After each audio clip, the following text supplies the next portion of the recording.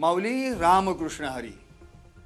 तिकडं पंढरीला निघाली आहे वारकऱ्यांची आषाढी पायीवारी आणि इकडं तुकाराम मुंढेंनी काढली आहे दूध भेसळखोरांची जेलवारी.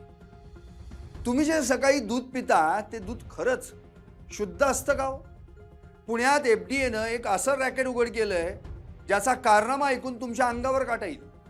500 लिटर दुधात 300 लिटर पाणी आणि केमिकल. या रॅकेटचा पर्दाफाश केल्यानंतर तुकाराम मुंढे म्हणतायत थोडं थांबा, यह तो सिर्फ ट्रेलर है, पिक्चर अभी बाकी है. कारण आणखी 2 टोळ्या त्यांच्या रडारवर आहेत. पाहुयात याच विषयावरचा हा स्पेशल रिपोर्ट. दूध भेसळखोरांच्या आणखी 2 टोळ्या मुंढेंच्या रडारवर. राज्यात दुधाचा तुटवडा भासणार.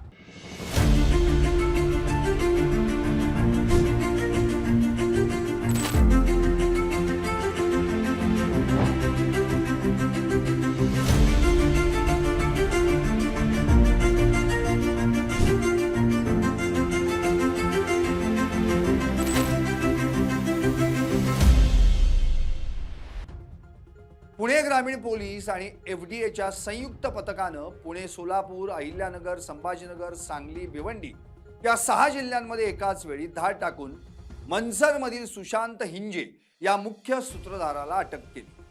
त्याच्याकडून 1300 किलो भेसळीचं केमिकल जप्त करत एकूण 2.5 कोटींचा मुद्देमाल देखील हस्तगत केला आणि दूध भेसळ प्रकरणी 13 जणांना बेड्या ठोकल्या. ही टोळी दुधात भेसळ कशी करायची हे ऐकल्यावर तर तुमच्या अंगावर काटा येईल.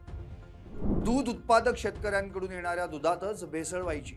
500 लिटरमध्ये 300 लिटर म्हणजे 60% भेसळ. बिनवासाचा शॅम्पू, दुधाची पावडर, पाम तेल, डिटर्जंट आणि केमिकल हे सगळं पाण्यात मिसळलं जायचं. त्यानं फॅट वाढायचा आणि चमकही यायची. आणि हेच दूध मग नामांकित कंपन्यांमध्ये जायचं आणि तिथून पिशवीतून थेट तुमच्या घरापर्यंत. गेल्या 2 वर्षांपासून हा भेसळीचा खेळ सुरू होता म्हणे. ही आतापर्यंतची सर्वात मोठी कारवाई असून आणखी 2 टोळ्या आमच्या रडारवर आहेत.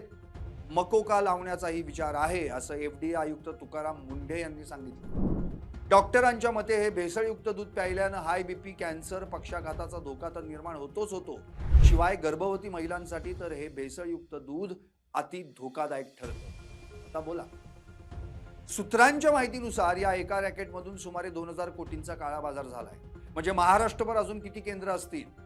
त्यामुळे राज्यात दुधाचा तुटवडा भासू शकतो का हा प्रश्न आता ऐरणीवर आहे. थोडक्यात काय तर स्वस्त दुधाच्या नादात आपण आपल्या आरोग्याशी खेळतोय का?